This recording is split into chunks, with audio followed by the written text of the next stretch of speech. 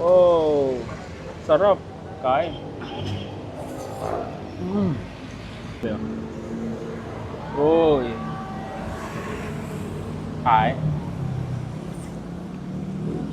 Nagsimula ang Yummy Spuds dahil sa pagiging sikat ni Spud Bros at ni Spudman. Nag-come up kami sa idea na gumawa ng sarili naming version dito sa Philippines. So mga baksa yan, kakagaling ko lang sa trabaho at ito, may na-discover akong food tripan dito lang yan sa may Molino, tapat ng SM Molino.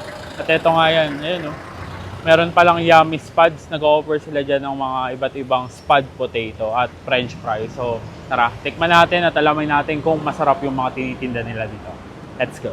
Hello po, ako po si Okix. Ako naman po si Sarah.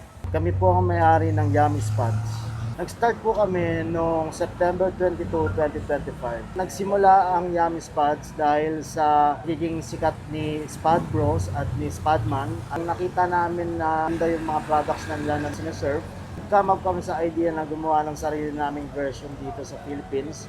Nag-o-offer po kami ng tatlong klase ng spuds or baked potato. Yung regular, classic at premium. Yung regular, it's more of sauces. Classic, more on vegetarian siya. And for premium, gumawa po kami ng more on meat and protein. So, ang mga bestseller po namin is creamy garlic, cheesy overload, creamy spinach, bacon bits, at saka chili con.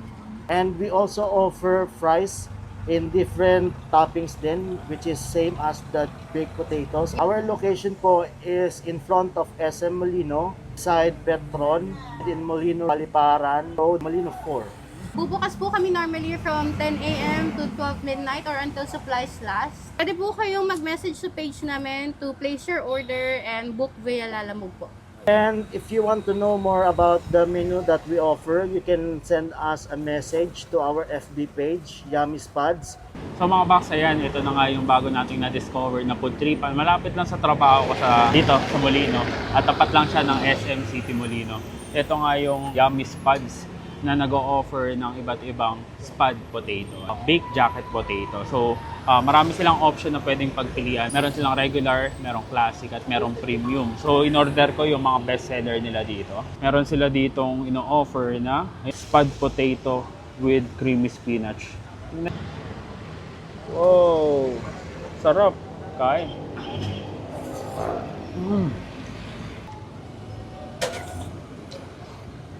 Pabubusog ka talaga dito pag naubusog ka.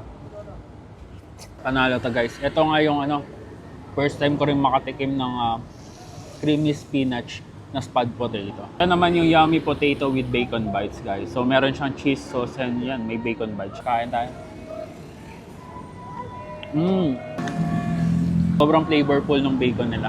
Ang naganda nga dito, lahat halos ng flavor na ino-offer nila dito, talaga namang sila yung nagtitimpla. Hindi siya nakakaumay kahit makakita niyo sobrang dami ng cheese. Ito nababalance niya talaga especially dahil doon sa bacon na nakahalo.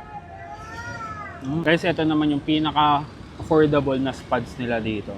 For only 79 pesos. Ayan, meron ka ng gravy and mushroom spuds. Uy! Ay!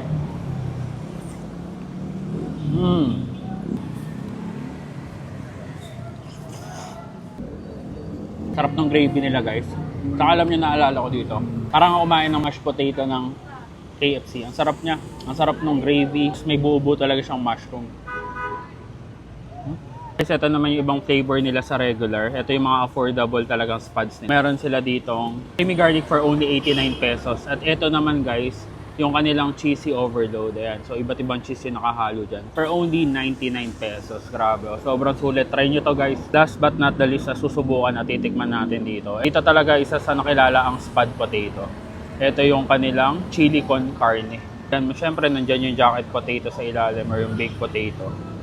Tapos, meron siyang chili con carne. And, the same thing guys, ayan, mozzarella cheese. Tapos, sarili nilang timpla yung kanilang chili con carne. Kain. Ang chili con carne is chili talaga siya. May kagat siya ng anghang. Malinamnam din yung timpla nila. Ang masarap. Kung mahilig ka sa manghang, panigurado swak na swak sa inyo to.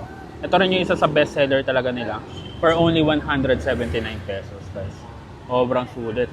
Mga box, ayan, na-discover at napatunayan na nga natin na sobrang solid at sobrang sarap na yung kanilang ino-offer dito na spuds. Especially, sarili nila talagang timpla yung mga toppings na nilalagay nila dito at affordable din naman talaga. So, kung gusto nyo masubukan at gusto nyo matikman itong mga nagsasarapang spuds and fries nila, dito lang sila located sa harap ng SM City Molino sa Bacoor, Cavite. And open nga sila from 10 a.m.